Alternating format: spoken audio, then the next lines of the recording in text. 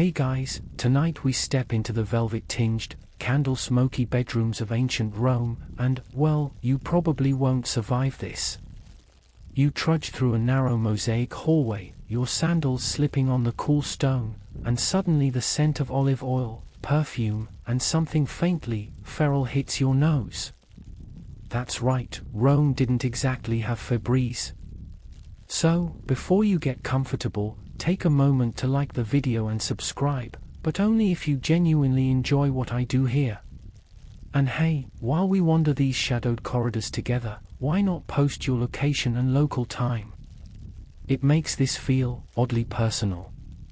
Now, dim the lights, maybe turn on a fan for that soft background hum, and let's ease into tonight's journey together. You find yourself in a triclinium, the sort of lavish bedroom where the wealthy lounged and whispered. The beds are low, cushioned with feather mattresses and draped in colorful linens, but don't let that comfort fool you. You're about to witness intimacy of a kind you've never imagined. Roman romance was less hallmark and more strategic theater. Lovers exchanged poetry, yes, but also favors, promises, and sometimes outright bribery. You notice a carved box of oils and perfumes nearby, the scents designed to tantalize and seduce, or, if used clumsily, make you gag. Historians still argue whether these scented concoctions were more aphrodisiac or simply status symbols. And the erotic art? Frescoes on the walls depict couples in positions that make your jaw drop, but not in the way a modern romance novel might. Instead, you feel a sort of awe. This is intimacy intertwined with daily life, spirituality, and sometimes, power. The elite didn't just love for love's sake, they measured attraction like a political asset. You might imagine trying your usual flirtation here, and immediately flounder, because consent and social nuance were coded, ceremonial, and intense. Even private games could shock a modern sensibility. Some households had erotic symposia, where wine flowed, jesters performed, and yes, hands-on fun was intertwined with philosophical debate. You shuffle closer to a low table where a guest reclines, wine in hand, and realize your awkward modern modesty would mark you instantly as an outsider.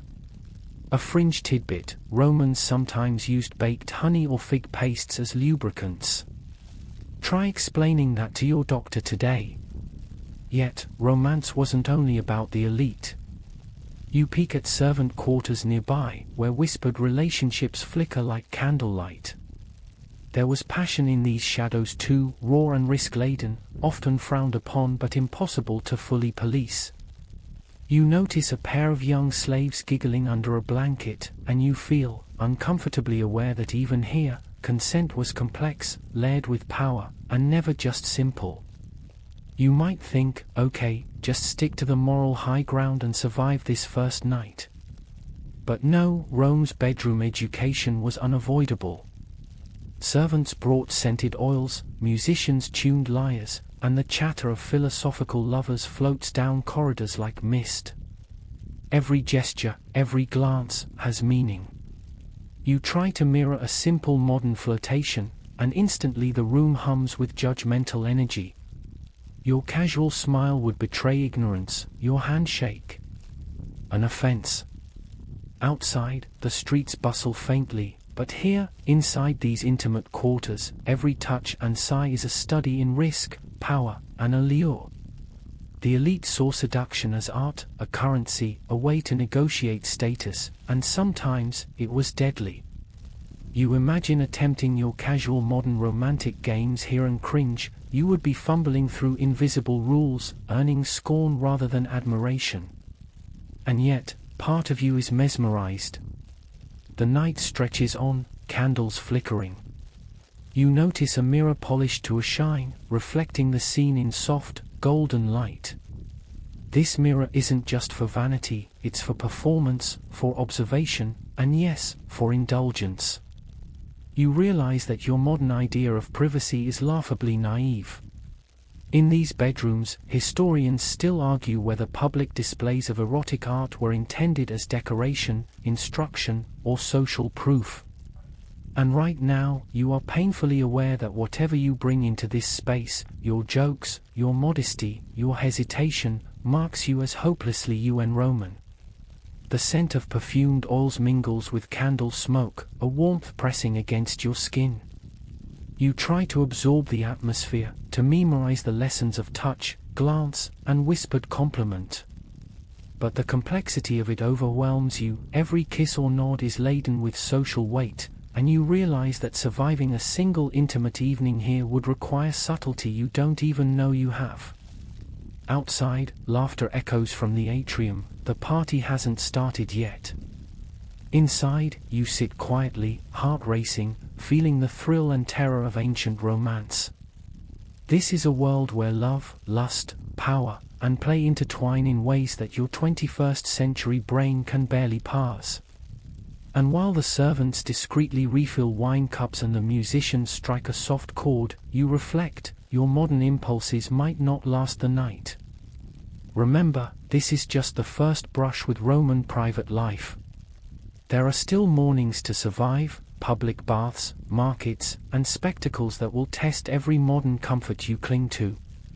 You close your eyes briefly, letting the musky warmth of the room wash over you, and silently vow you'll try, but you probably won't last a day. The morning sun slants through your window, warming the cold stone floors and casting elongated shadows across the atrium.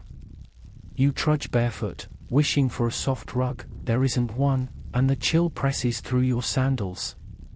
A rooster somewhere crows, or maybe it's the clatter of a slave's sandals. Either way, it feels like a cruel alarm clock. Historians still argue whether Romans actually relied on animals for morning wake-ups or mostly shouted at each other, but right now, you're wide awake, heart hammering, and aware that your modern concept of a slow, lazy morning is laughable. The first test is hygiene. Water pools in shallow basins, and you watch a servant pour warm water over a reclining matron's hands. You are supposed to follow suit, sponge your face, scrub your hands, perhaps even massage oils into your scalp. You fumble. The scents of olive oil, sweat, and incense mix in an aroma you'll never describe in polite company. Some people actually rubbed themselves with scented powders daily, while others favored abrasive tools that leave your skin red and stinging. And you thought showering was gross before. Welcome to Roman realism. Breakfast, or ientaculum, is served in small portions: bread, cheese, olives, sometimes fruit. You bite into a dry, chewy loaf and realize your soft sandwich-loving modern tongue is ill-prepared. A fringe tidbit: some Romans reportedly enjoyed dormice roasted with honey. Dormice. You nearly spit out your bread. Still, elites smiled, nodding politely at delicacies you would never, ever touch. And as you nibble reluctantly, you notice the social dance of eating: how to hold utensils, where to sit, how loudly to chew, all under constant observation. A slip, and you're a social pariah. You follow the matron and her retinue to the atrium, where the family gathers for salutatio, a morning reception of clients and petitioners. You realize that your casual modern greetings, "Hey, how's it going?" would earn frowns and maybe public embarrassment. Clients kneel, kiss hands, or present requests. Patrons nod, assess, and comment. Every gesture is scrutinized. Historians still argue whether these daily rituals were purely ceremonial or an essential political survival tactic, but you feel instantly out of place, tripping over etiquette like a clumsy tourist. The servants bustle, some carrying water basins, others oil flasks, while children chase small animals across mosaics. You inhale the mix of animals, dust, and perfumes, and notice how everyone seems to perform an intricate dance of politeness and hierarchy. You are not subtle. You knock over a small bronze statuette. The matron sighs. Lesson learned: clumsiness here is socially lethal. Next, you're guided to a small room for grooming. A servant hands you a strigil, that curved metal scraper Romans used to remove sweat and grime after exercise or bathing. you try it. The metal bites, scraping your tender skin. Meanwhile, someone else is massaging scented oils into the matron's hair. You can't help thinking, modern shower gel, soft loofah, zero trauma, how spoiled you are. A quirky note, some Romans used crocodile dung as a kind of sunscreen. You grimace, imagining your Instagram story if you dared. Breakfast continues as people discuss local news, debts, and gossip. You try to contribute but realize your modern casual chatter falls flat. You would be branded ignorant, or worse, rude. Every word has weight. Every pause, every glance, carries meaning.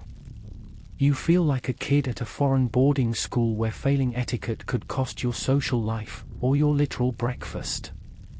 By mid-morning, the city calls.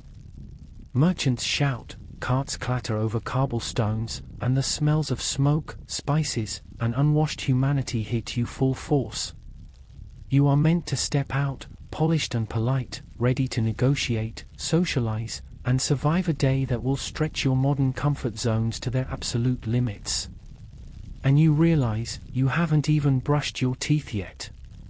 The Romans have mastered the art of performance from the moment the sun rises. Your modern habits, slow breakfasts, casual greetings, private hygiene, would brand you an outsider immediately. You trudge forward anyway, knowing this is just the first brush with a society that thrives on attention to detail, hierarchy, and spectacle. One false step in the atrium and, well, let's just say, Rome does not forgive.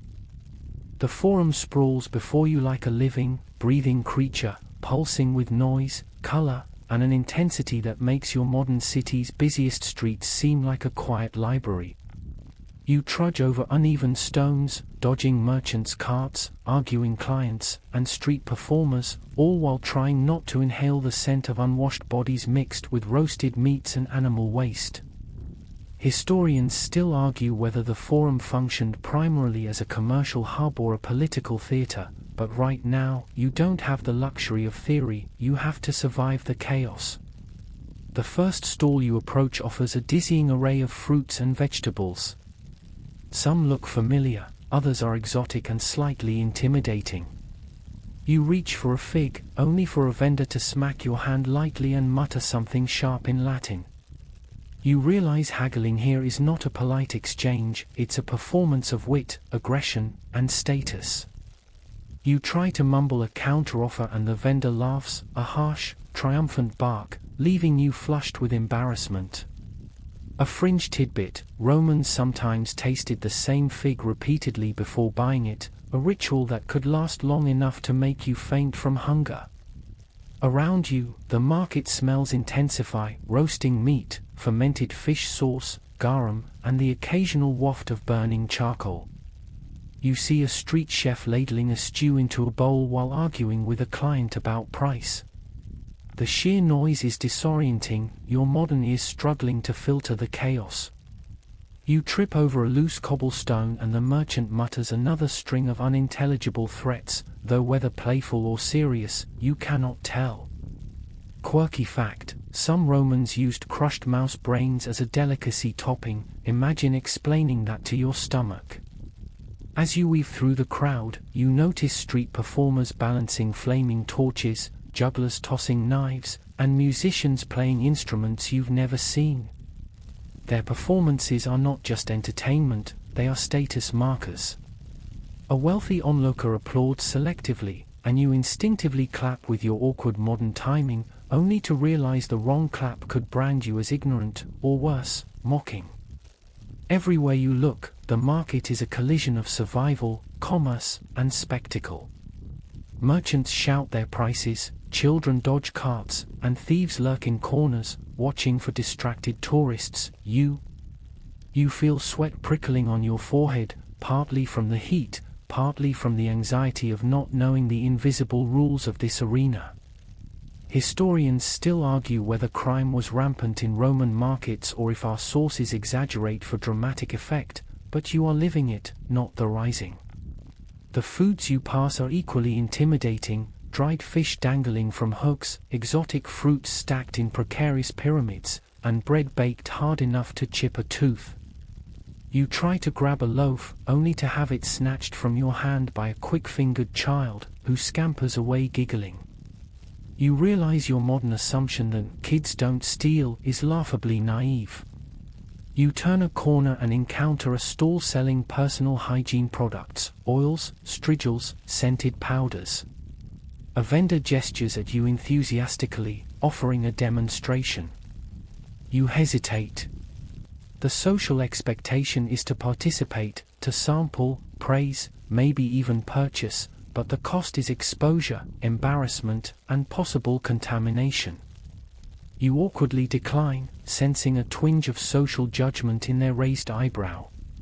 The market also offers a taste of Roman medicine, herbs, poultices, and bizarre concoctions.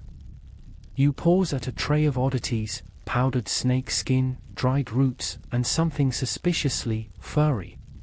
A fringe fact: some Romans believed that touching a live hedgehog could cure certain ailments. You step back quickly, realizing that modern medicine has spoiled your nerves. Despite the chaos, the market hums with life, and you can't help but notice how energy and commerce intertwine. You are learning, painfully slowly, that survival here is a constant negotiation of smell, etiquette, and awareness. One wrong move, a misstep, a poorly chosen word, could lead to embarrassment, confrontation, or at least minor social death.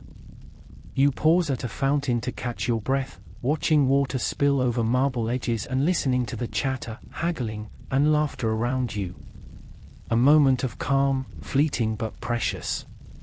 You think, if I survive this market, maybe I can make it to the baths, but even as the thought forms, you hear the yells of a merchant chasing a thief, the crack of a cartwheel, and the inevitable reminder that in Rome, even mundane errands are exercises in endurance.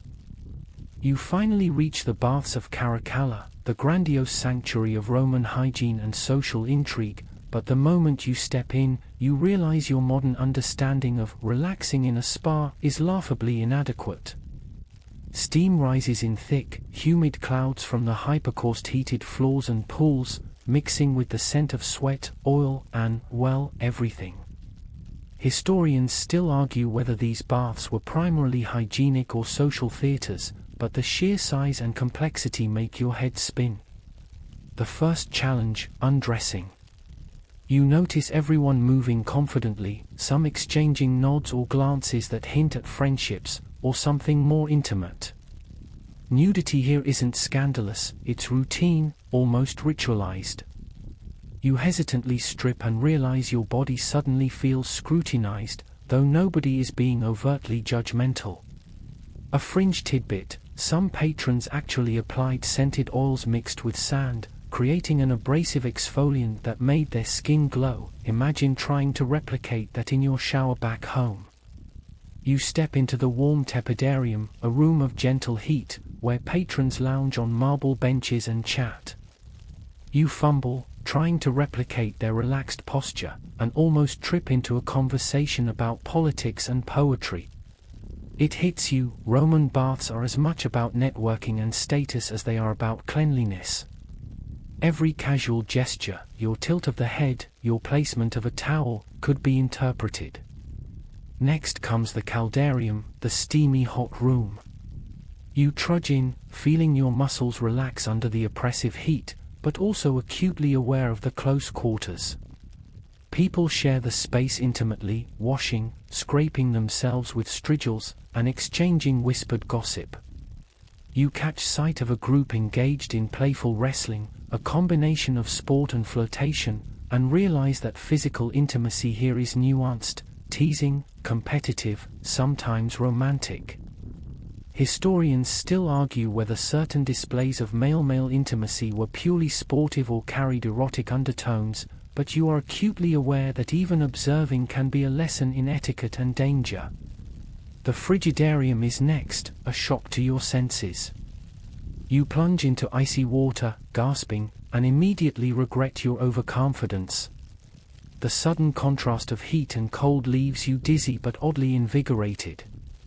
Nearby, a wealthy matron giggles as she watches young servants wrestle in the water, playful and flirtatious, reminding you that Roman intimacy extended beyond bedrooms. Even casual physical interaction carried layered meanings. You move to a small room where massages are offered. Oils, fragrant and warm, are rubbed into tense muscles by trained attendants.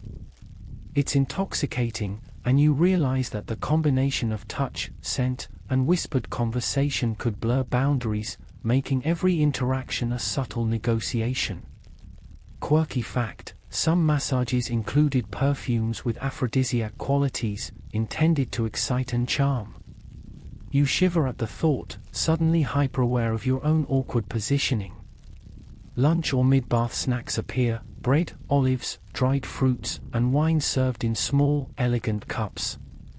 Patrons eat while lounging on stone benches, sharing conversation, jokes, and occasional flirtation.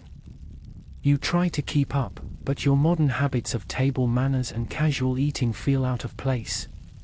The baths are not just physical, they are a social test, a place where subtlety and observation can determine your social survival.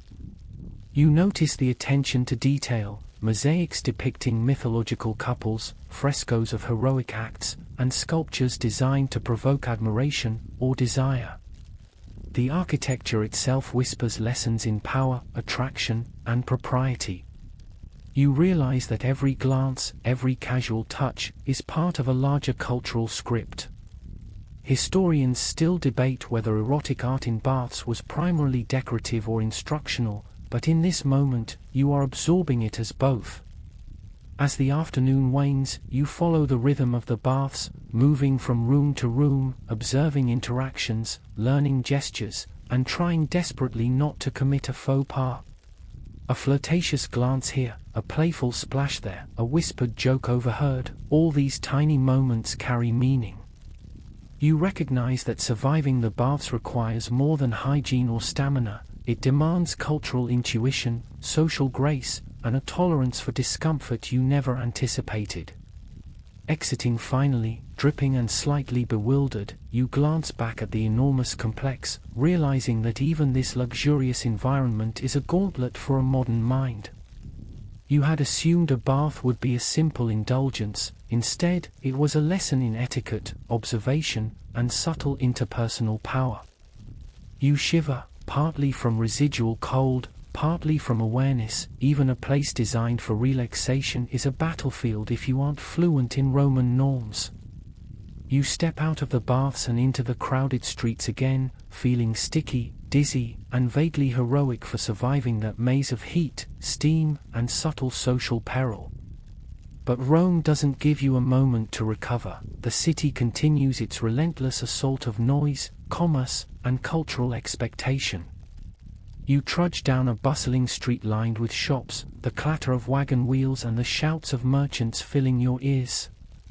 Historians still argue whether urban congestion contributed more to commerce or to disease, but right now, you feel trapped in a living pressure cooker of smells, colors, and tension. Ahead, an open-air brothel catches your attention, a place where Roman sexuality and social dynamics collide. You pause, realizing your modern assumptions about public versus private intimacy barely apply here. Courtesans sit elegantly, lightly draped in translucent fabrics, conversing with clients with practiced poise. Touch, flirtation, and negotiation blend seamlessly. Nothing is explicit, yet everything is loaded with meaning. A fringe tidbit: some elite courtesans reportedly received training in rhetoric, music, and even philosophy, skills that made them conversationally irresistible. The air is thick with perfume, incense, and a subtle undercurrent of tension. You notice that these encounters are highly performative. A raised eyebrow or a well-timed laugh can communicate volumes. You fumble with your modern instinct to avoid eye contact, realizing that hesitation can signal weakness or interest. Even casual observation is educational. Roman sexual norms were less about secrecy and more about negotiation, presentation, and social capital. You continue along the street and pass a bustling tavern. the smell of roasted meats and wine drifts out, mingling with the scent of unwashed bodies. Inside, patrons recline on benches, elbows brushing, laughter echoing against the wooden beams. Some flirt openly, while others engage in subtle, suggestive conversation layered with humor. You realize that Roman intimacy often included physical proximity and playful teasing, even in public spaces. Historians still debate how widely accepted same-sex flirtation and relationships were among the urban elite, but the evidence here, whispered glances, flirtatious gestures, makes you feel simultaneously scandalized and fascinated.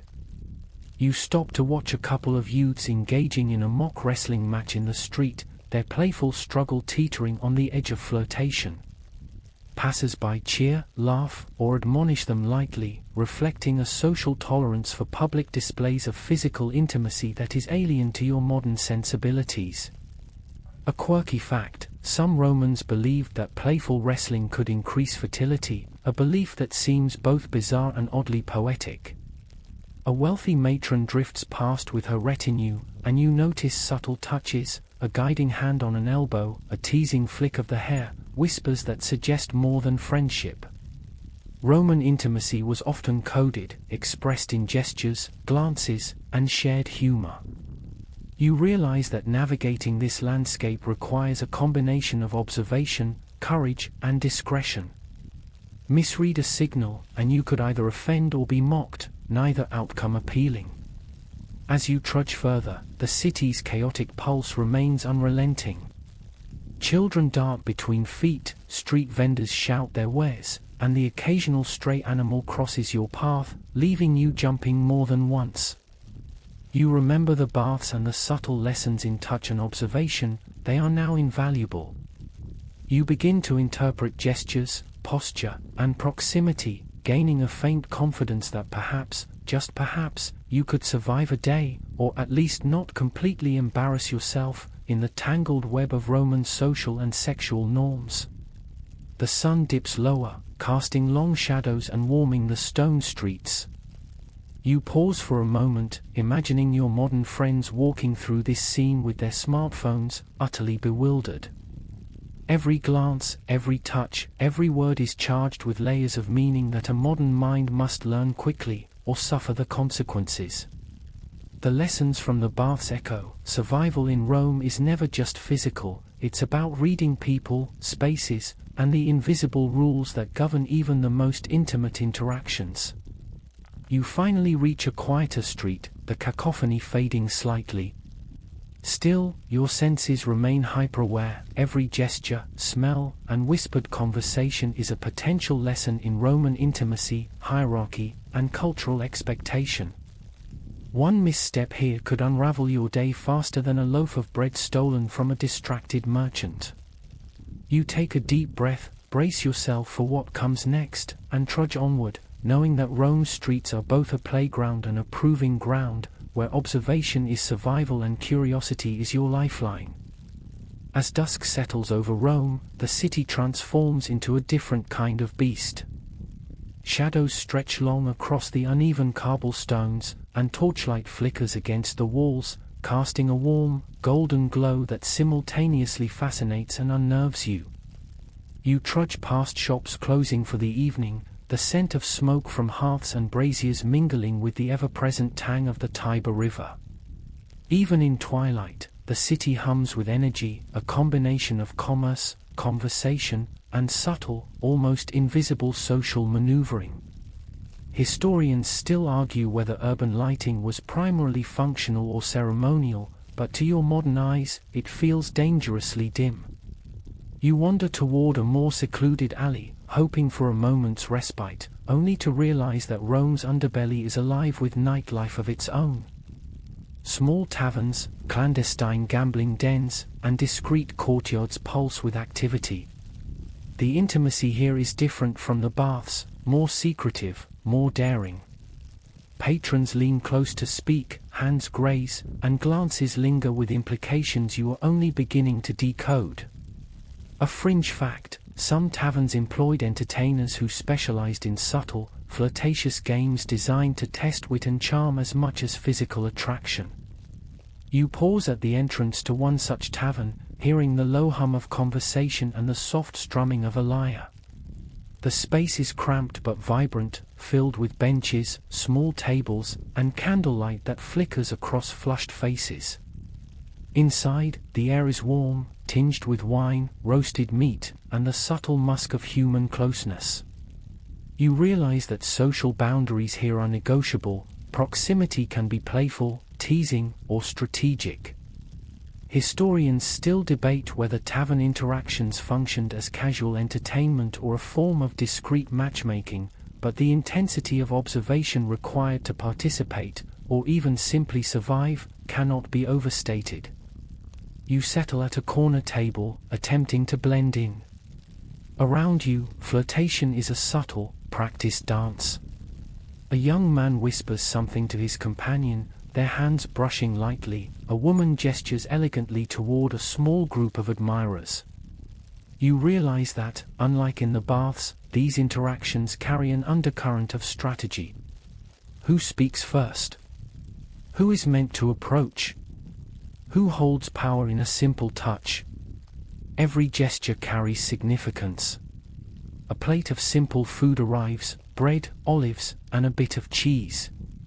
You eat carefully, aware that even your posture and manner of chewing are being observed. Across the room, a discreet flirtation unfolds between two patrons, winks, subtle touches, the occasional brush of fingers. The performance is intoxicating and bewildering at once. Quirky tidbit: Romans sometimes used small tokens, like carved stones or hairpins, to communicate interest or availability without speaking a word. You watch this silent exchange, fascinated and slightly terrified of misinterpreting signals. Outside, the alley hums with nocturnal activity, vendors selling roasted chestnuts, children darting through shadows, and the occasional stray animal weaving between legs. The sounds and smells are dense, nearly overwhelming.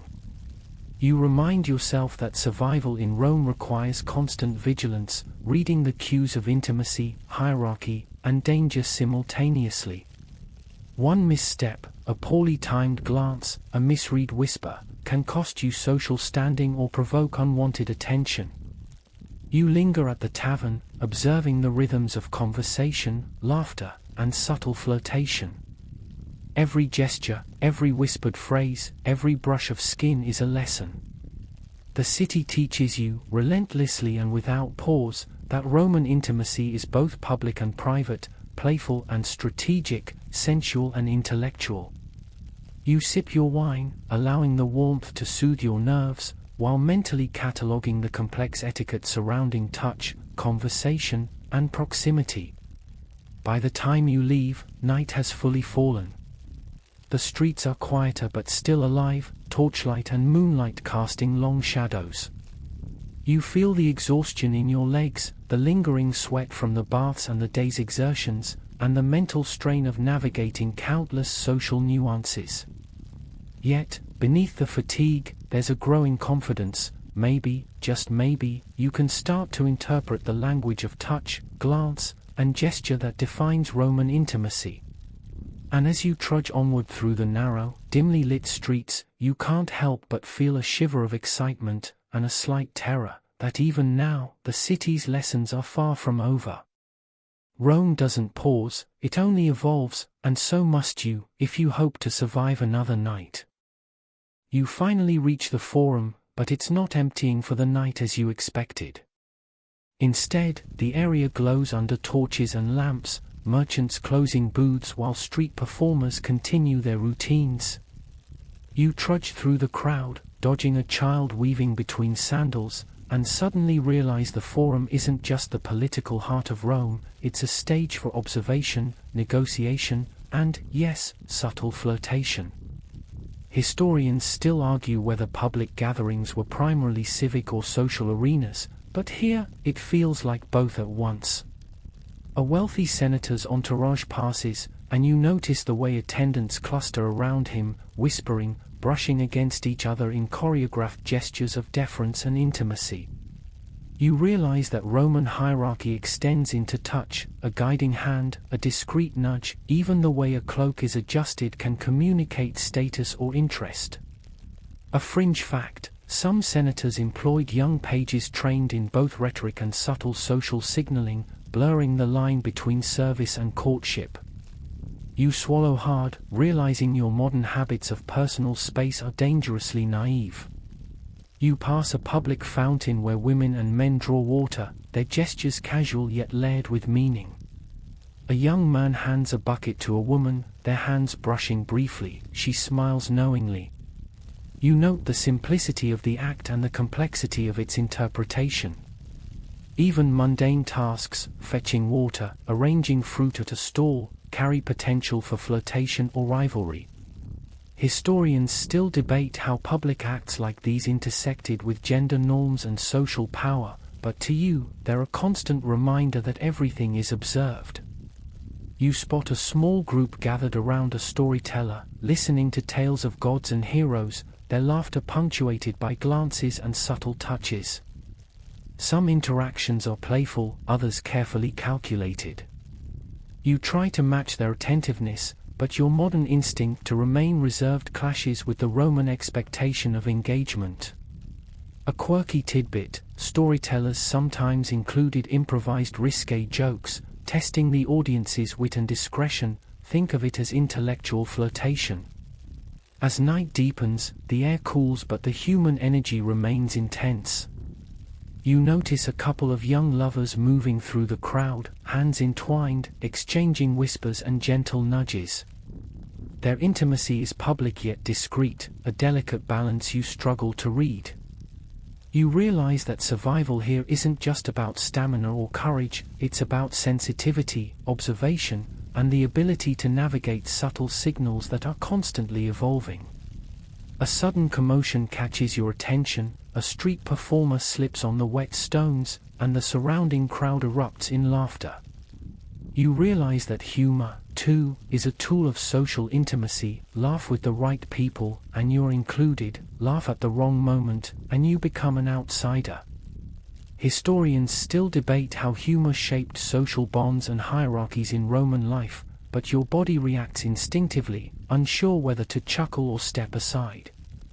You wander deeper into the forum, passing statues of gods and heroes whose gazes seem to follow your every move. Their frozen expressions remind you that even inanimate objects can command a kind of attention and respect, a silent pressure that shapes behavior. You begin to see patterns: where people gather, how they touch, and how proximity dictates opportunity and caution. Flirtation, hierarchy, friendship, all unfold simultaneously, a living web of subtle cues. By the time you finally leave the forum, you feel your senses stretched thin. Every glance, every brush of clothing, every whispered phrase has been a lesson in observation, discretion, and adaptability. Rome's streets are not just pathways, they are classrooms, arenas, and stages, where every action carries potential consequence. You trudge toward your temporary lodgings, aware that surviving even a single night requires mastery of nuance, courage, and a willingness to embrace discomfort in the pursuit of understanding. And as you collapse finally into a modest cot, you can't help but reflect on the day: baths, streets, taverns, and the forum, all lessons in intimacy, hierarchy, and survival. Your modern instincts are constantly challenged, stretched, and sometimes mocked by the reality of Roman life.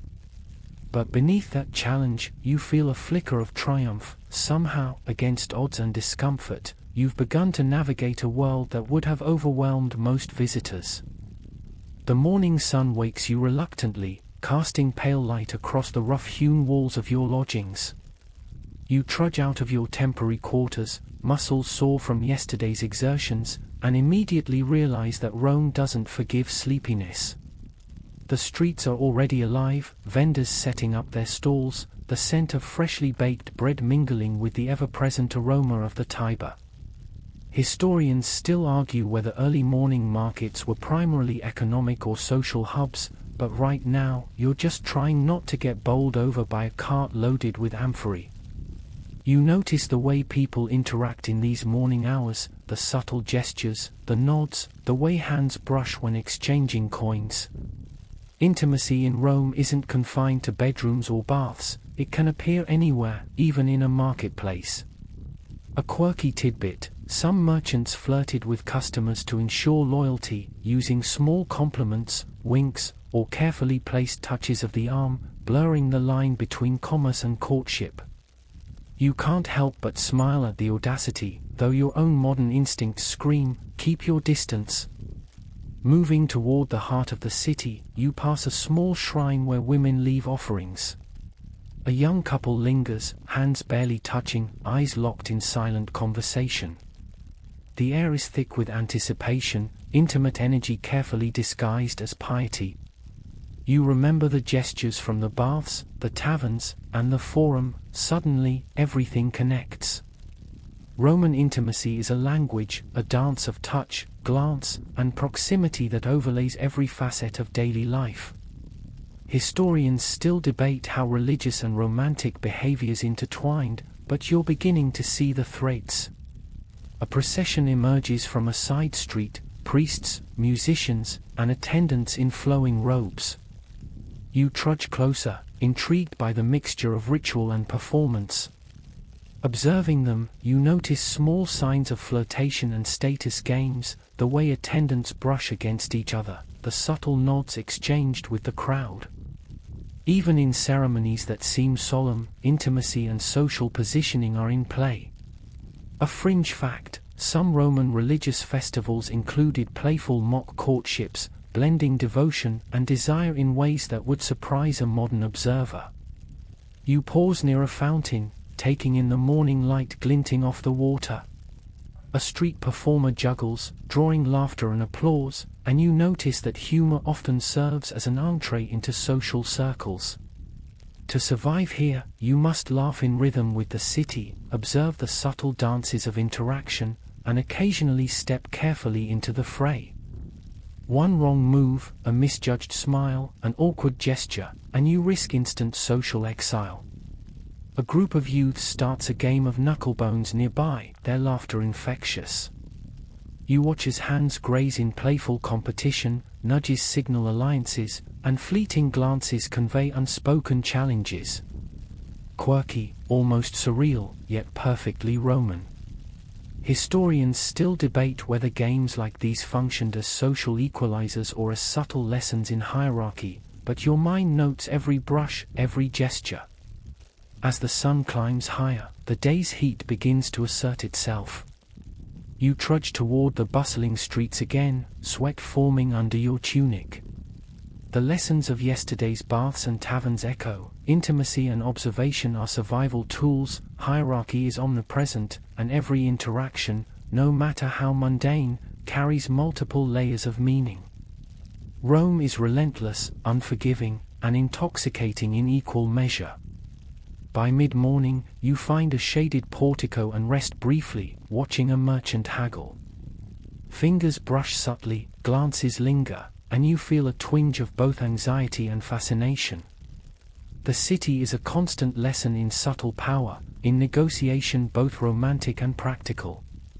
You realize that surviving a day, or a lifetime, in Rome requires attention, flexibility, and courage that your modern instincts struggle to summon. And yet, beneath the strain, a quiet thrill runs through you. You are learning, slowly, to read the city's invisible threads. By midday, the sun blazes overhead, baking the stone streets and forcing you to seek refuge in the shaded porticos and narrow alleys. You trudge wearily, but your eyes are alert, scanning for both hazards and opportunities. Rome at its hottest is merciless, the air shimmers over the pavement, vendors drape cloths for shade, and the Tiber smells sharper in the heat. Historians still argue whether Roman urban planning intentionally addressed heat or simply relied on citizen ingenuity, but to you, it feels like improvisation at every step. You pause at a small bakery, lured by the smell of fresh bread. Inside, the baker's daughter offers a soft smile, brushing flour from her hands as she laughs with a young apprentice. The intimacy is casual, unassuming, yet loaded with meaning, touch, glance, and subtle teasing in perfect rhythm. A quirky tidbit: some Roman bakers trained their apprentices to communicate flirtation through the placement of dough or the timing of a loaf's presentation. You stare, fascinated, noting every micro-gesture, realizing that even labor carries its own eroticized social code. Walking back into the street, you stumble across a public latrine, a place that challenges your modern sensibilities. These communal facilities are intimate in ways you are unprepared for: bodies close, conversations casual, and an almost shocking absence of privacy. You trudge carefully, trying to observe without overstepping, and quickly understand the delicate balance of proximity and respect. Historians still debate how privacy and hygiene shaped social interactions in Rome, but one thing is clear: surviving here requires adaptability to situations that modern sensibilities find alien. You leave the latrine, noting the way water is splashed, tools handled, and casual touches exchanged. Roman social norms permeate even these private moments, a subtle lesson in hierarchy, flirtation, and observation. Across the way, a group of youths plays a lively game of dice, their laughter ringing in the air. Hands touch lightly in playful jostling, glances dart quickly, small bets convey both risk and subtle courtship. A fringe fact: some dice games included hidden codes for signaling romantic interest or testing compatibility, adding another layer to the playful chaos. Midday turns to afternoon, and the heat drives many Romans indoors or toward fountains and shaded gardens. You find a secluded courtyard, the air heavy with the scent of flowers and sweat.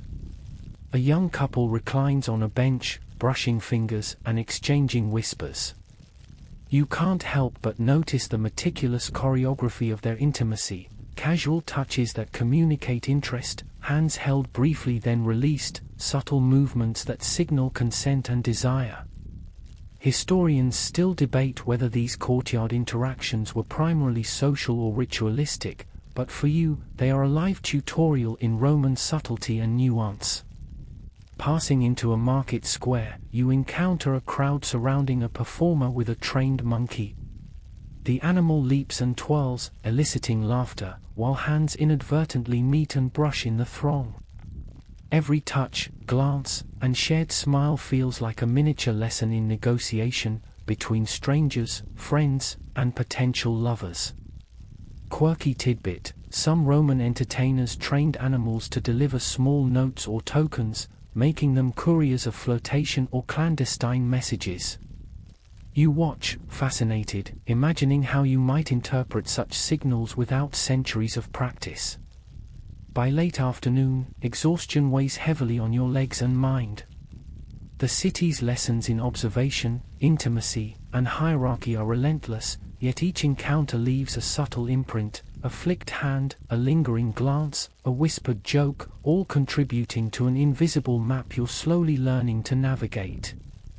You pause at a fountain, letting cool water wash over your hands, reflecting on how proximity, gesture, and subtle physicality dictate life in Rome. Survival isn't just about stamina, it's about perception, timing, and courage. As shadows lengthen, you trudge toward a quieter street, heart pounding with fatigue and fascination.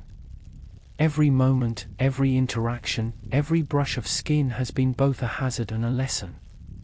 By now, you understand that even the mundane streets of Rome are filled with hidden currents of intimacy, strategy, and subtle social hierarchy, and that, in this city, your modern instincts must constantly bend or break to survive. Evening falls, and the air finally cools, but the city does not slow. You trudge through narrow alleys, past taverns spilling music, laughter, and the occasional clink of dice onto the street. The aroma of roasted meats mixes with the faint tang of the Tiber, and your stomach growls, reminding you that hunger is as relentless a teacher as hierarchy or flirtation. Historians still argue whether Roman evening rituals were more about sustenance or social performance, but you feel both, and desperately. You duck into a small tavern, the door swinging open to a wave of warmth and chatter. Your eyes adjust to the dim glow of oil lamps as a group of young men and women lean over tables, elbows brushing, laughter punctuated by fleeting glances. Here, intimacy is loud, messy, and simultaneously coded. You recognize gestures from the forum, the baths, and the market, but in amplified form. A quirky tidbit: tavern owners sometimes staged mock brawls to encourage flirtation among patrons, turning minor chaos into opportunity for playful contact. You trudge carefully through this human labyrinth, muscles tense, pulse quick. A server brings you a small plate of olives and cheese, and as your hand grazes the tray, another hand accidentally brushes yours. The contact is fleeting but electric, a subtle introduction into the rhythms of Roman social life. You notice how proximity, gesture, and timing dictate meaning. A hand held too long, a smile too slow, a glance too sharp, and your misstep could mark you as an outsider. Historians still debate how tavern etiquette reinforced social hierarchy versus encouraging egalitarian mingling, but to you, it's survival 101. You spot a couple near the back, leaning into each other with whispered words and gentle touches. Your modern sensibilities strain against the public intimacy, but you note the precision, hands entwined just so, knees brushing lightly, laughter low but meaningful. A fringe fact: some Romans trained their partners to respond with prearranged signals in public, allowing flirtation to remain semi-private even amidst chaos. You feel a flicker of admiration, an anxiety, wondering if you could ever manage such subtlety. Outside, street performers animate the corners of alleys, juggles, and acrobatics drawing crowds. Hands brush, eyes meet, smiles are exchanged. The city itself seems to choreograph physical interaction. You remember the subtle touches of morning vendors, the playful jostling of youths, the delicate glances in courtyards. Now, the tavern's chaos threads these lessons together.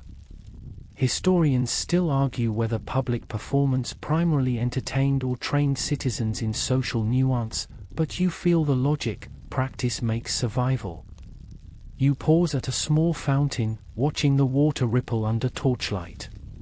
A young woman passes, her arm brushing yours lightly. You realize that every encounter, however trivial, carries a lesson in consent, power, and subtlety. You start cataloging gestures in your mind: a tilt of the head, a fleeting smile, a delayed step back, all part of the unspoken curriculum of Roman life. Quirky tidbit: some wealthy patrons used performers to test the attentiveness and social skill of prospective lovers, essentially outsourcing romantic education. You shake your head, exhausted by the intensity of it all. Night deepens, and the streets thin, but the energy remains tangible. You trudge toward a quieter lane, heart still racing from social maneuvers, laughter, and accidental touches. Rome has taught you that intimacy isn't confined to romance, it's embedded in hierarchy, humor, negotiation, and observation. Surviving even one evening requires mental stamina rivaling physical endurance. As you collapse into a shaded doorway for a brief rest, you recognize a grim truth: your modern instincts are inadequate, yet adaptable, and in this city, adaptability is survival. Night fully settles, and the city transforms. You trudge along dimly lit streets where shadows stretch long, and the sounds of daytime hustle give way to whispers, footsteps, and the occasional distant laugh. The moon reflects off puddles and polished stone, turning the familiar into the slightly sinister. Historians still argue whether Roman nocturnal activity was primarily social or opportunistic, but right now, you're keenly aware that darkness magnifies both danger and opportunity. You pass a secluded courtyard where a few youths are practicing swordplay under torchlight. Their movements are precise, yet playful, a dance as much as a fight. You notice fleeting glances exchanged with friends and potential partners, subtle touches to correct posture or share a laugh, almost like the city itself has taught them choreography. A quirky tidbit: some Roman families encouraged nocturnal exercises as lessons in both skill and social awareness, combining physical training with subtle social cues. You trudge past carefully, heart pounding, realizing the lessons of the day are far from over. Further down, the sounds of a tavern spill onto the street, laughter, low music, and clinking cups.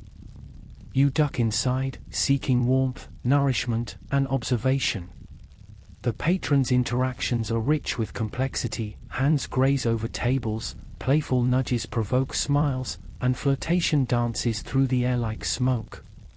You note the gestures, the timing, the micro-strategies. Every touch is a test, every glance a potential trap. Historians still debate whether tavern behaviors reinforced strict social hierarchies or allowed freer social mobility, but you feel both forces at play. At a corner table, a pair whispers close, heads bent together. Their knees brush under the table, a hand hovers, almost touching, then retreats. You recognize the choreography from earlier courtyards and fountains. Intimacy here is carefully calibrated. A fringe fact: some Romans memorized intricate hand gestures to communicate consent or interest without speaking, especially in crowded or semi-public spaces.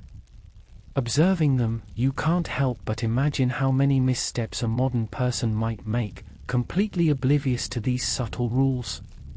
Stepping back into the night, you notice that shadows amplify human behavior. Flirtation, caution, hierarchy, and humor all play differently under dim torchlight.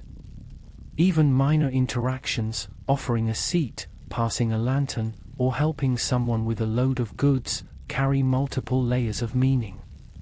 The night teaches patience, awareness, and strategy. Survive the evening, and you gain insight into the hidden rhythms of Roman life. You pause on a quiet street corner, watching the silhouettes of couples, families, and solitary figures moving like a slow, intricate ballet. Your muscles ache, your stomach grumbles, and yet a thrill runs through you. Every glance, every brush of skin, every whisper has been a lesson. Rome never sleeps, and tonight, it tests you in ways both subtle and profound. You trudge onward, heart beating in rhythm with the city, aware that surviving even a single night here is a triumph of perception, caution, and adaptability. By the late night, the streets are quieter, yet every shadow feels alive. You trudge cautiously, each step echoing against stone walls, aware that the city doesn't truly sleep.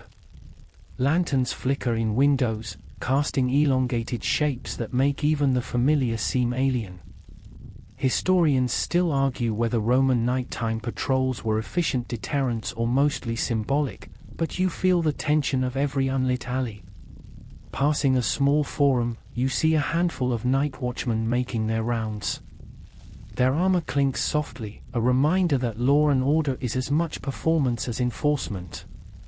You notice how their presence affects those lingering in the shadows. Hands twitch, voices soften, flirtations pause.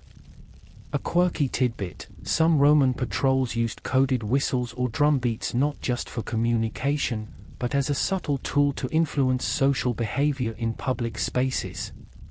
You trudge past, heart pounding, fully aware that your misstep could attract unwanted attention.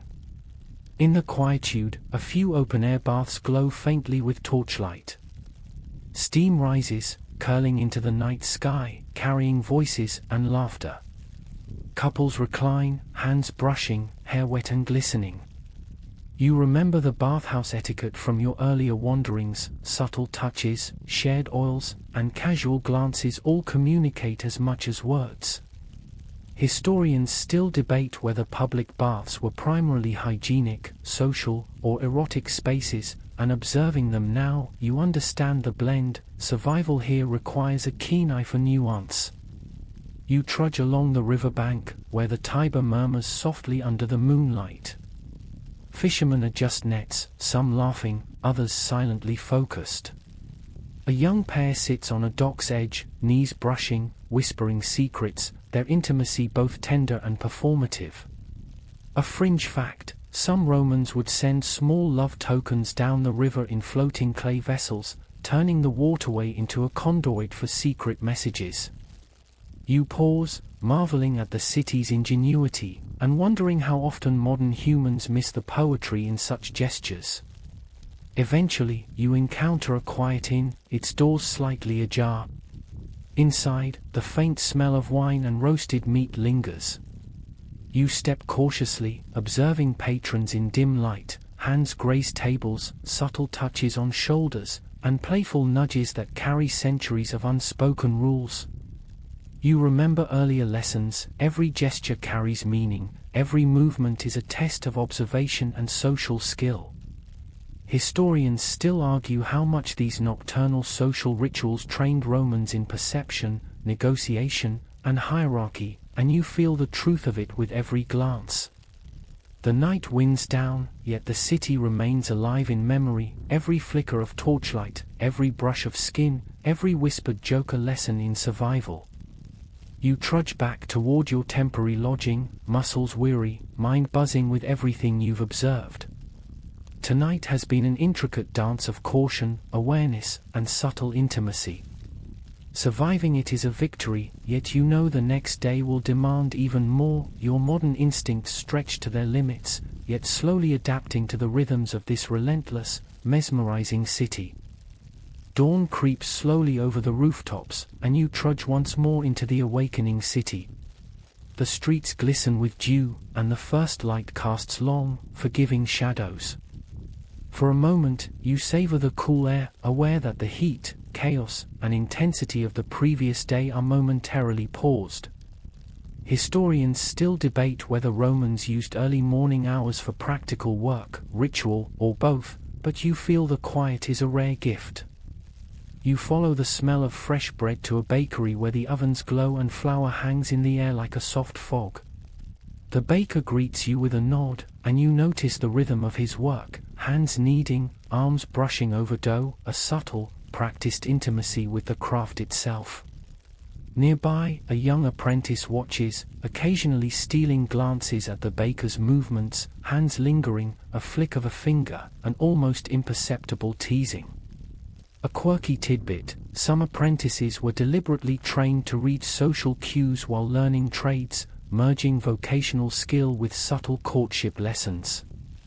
You trudge closer, fascinated by the silent choreography of skill and intimacy. Crossing a small plaza, you encounter a group of children playing a game reminiscent of tag. Hands touch briefly in pursuit, laughter echoes, and glances dart quickly, practice in both agility and social negotiation. You can't help but compare it to the flirtation and hierarchy you've witnessed among adults. The foundations are laid young, in games that teach strategy, awareness, and subtle touch. Historians still argue whether Roman children's play was structured for survival skills or pure amusement, and observing this energetic chaos, you feel it's both.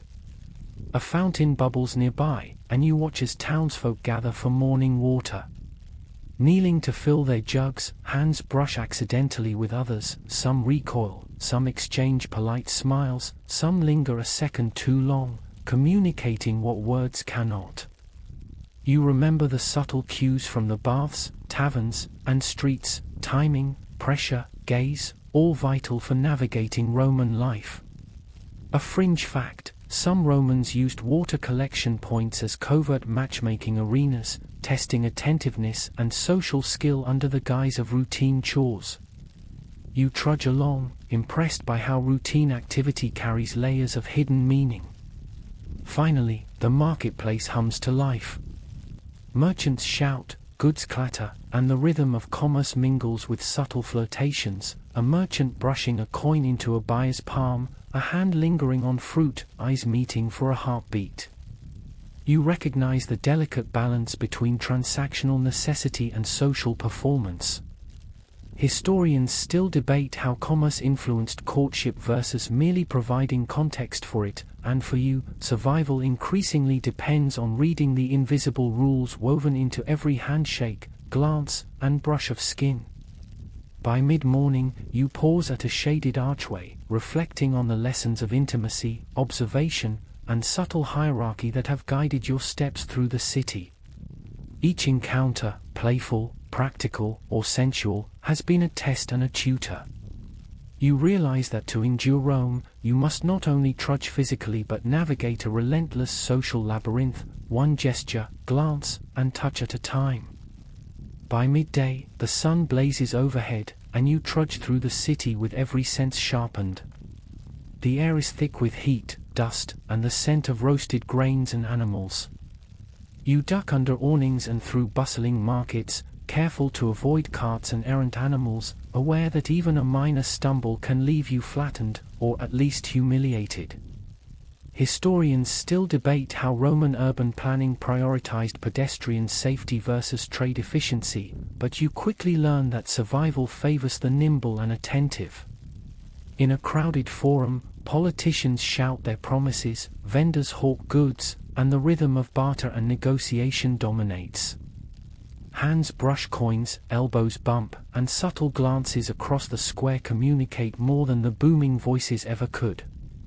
You remember earlier lessons: the smallest touch can convey interest, authority, or danger, and misreading a gesture could cost you more than embarrassment. A quirky tidbit: some merchants intentionally staged minor, accidental touches to gauge reactions or hint at potential alliances, blending commerce with social play. You trudge carefully, mentally cataloging each interaction. A nearby street performer juggles flaming torches, drawing a crowd. The edges of the audience nudge each other, sharing gasps and laughs. You notice the subtle competition of glances and postures, people testing each other's reactions, negotiating closeness without words. It's social survival, performed in public, demanding awareness and quick reflexes. Historians still argue whether these street spectacles primarily entertained or served as informal social training, but to you, it's both thrilling and exhausting. Slipping into a quiet side alley, you see a small courtyard where a group is playing a sensual game of dice, similar to what you glimpsed in taverns. Hands linger on shoulders, knees graze, and laughter punctuates low whispers. A fringe fact: some Romans developed elaborate dice games specifically designed to test social skill and romantic subtlety simultaneously. You trudge past, heart racing, marveling at the complexity. The city itself is a school of intimacy and observation. By late afternoon, you make your way to the city walls, pausing to watch guards pacing and traders leaving the gates. The rhythm of the day's commerce and social maneuvering gives way to reflection. You've navigated streets, baths, taverns, marketplaces, and private courtyards, absorbing lessons in hierarchy, observation, and touch. Historians still debate how much daily survival depended on physical endurance versus social savvy, but you know that in Rome, the two are inseparable. The sun begins its descent, shadows lengthen, and you feel the accumulated exhaustion of the day. Every encounter, playful, tense, or intimate, has been a puzzle demanding attention and tact. You trudge back toward the heart of the city, aware that the evening will bring another layer of challenges, where subtle gestures and physical proximity become tests of wit, courage, and perception. Each step teaches a hard truth: surviving Rome is less about brute strength and more about mastering its relentless, intricate social ballet. The evening descends slowly, painting the city in hues of amber and gold. You trudge along cobblestones warmed by the day's sun, the air now cooler, carrying the mingled scents of baked bread, oil lamps, and distant wood fires. Shadows stretch long and unfamiliar, turning even familiar streets into mazes. Historians still argue whether Roman streets were designed more for defense or spectacle, and walking here now, you feel both. Every turn offers either opportunity or hidden risk. You pause at a small shrine tucked into a quiet corner, watching a devotee offer incense and whispered prayers. The flickering flame illuminates gentle touches and shared glances among observers. A hand briefly rests on a friend's shoulder, a smile lingers longer than necessary. You remember lessons from baths and marketplaces: touch is language, and silence is loaded with meaning. A quirky tidbit: some Romans believed that lighting incense in public spaces could subtly influence social interactions, calming tensions or signaling openness to connection. You trudge past, heart racing, marveling at how even rituals weave into the city's social fabric. A nearby tavern spills its sounds into the street: laughter, clinking cups, low music. Inside, couples and friends exchange playful touches and teasing glances, hands brushing over tables, knees almost meeting under crowded benches. You observe carefully. Timing, pressure, gaze, and restraint all communicate messages louder than words. Historians still debate how much tavern behavior reinforced social hierarchy versus allowing freer intimacy, and watching them, you feel both forces pulsing simultaneously. You venture down a quiet alley, illuminated only by a distant torch. Couples pause to steal a kiss, friends huddle in laughter, and solitary figures slip by unnoticed. A fringe fact: some Romans practiced subtle nighttime rituals, touching specific stones or repeating phrases, to enhance romantic or social luck, blending superstition with intimacy. You trudge carefully, aware that even these small gestures carry hidden meaning and require keen observation. Finally, you arrive at the riverbank, the Tiber whispering softly beneath the moon. You watch as reflections ripple across water, catching brief glimpses of late-night vendors, wandering guards, and lovers embracing. The lessons of the day, the subtle touches, fleeting glances, strategic movements, coalesce into a single understanding: Rome is alive in every gesture, every shadow, every breath. Surviving here demands endurance, awareness, and a delicate mastery of human interaction. You trudge slowly toward a small inn, muscles aching, mind buzzing with observations, heart full of both exhaustion and exhilaration. The city hums around you, relentless, intricate, unforgiving, and yet, for all its complexity, you have adapted. Tonight, you've learned to read its whispers, feel its rhythms, and survive its challenges. As you close your eyes, the city's lessons linger in every dream, every heartbeat, a reminder that in Rome, even the quietest moments demand vigilance and grace. Now, the city fades into shadows, and you feel the soft surrender of night. Your muscles uncoil, your breath slows, and the chaos of Roman streets dissolves into memory. Imagine the flickering torches, the gentle warmth of bodies brushing in the baths, the quiet laughter carried along cobblestone paths. The intensity softens, leaving only calm awareness and a sense of rhythm, like water moving steadily under the moonlight. You linger in this twilight, recalling subtle touches, glances, and whispers, allowing them to fold gently into your thoughts. Each lesson, each encounter, now exists as quiet knowledge rather than urgent necessity. The city sleeps, and you are safe, cocooned in reflection and the comfort of your own body. Let the distant sounds, the murmuring Tiber, the faint echo of tavern music, fade slowly, like a lullaby, as your mind drifts free. Breathe deeply. Feel the cool night air, soft against your skin. The sun will rise again, but for now, you rest. Rome remains vibrant in your memory, a living tapestry of gestures, movement, and subtle power, yet tonight, it cannot touch you. Allow the calm to expand, stretching through limbs and thoughts alike. Softly, let your eyelids close. The city, the people, the lessons, they all recede like the tide, leaving only gentle stillness. You are here, you are safe, and the night holds you in a quiet embrace. Let yourself drift, untroubled, into sleep.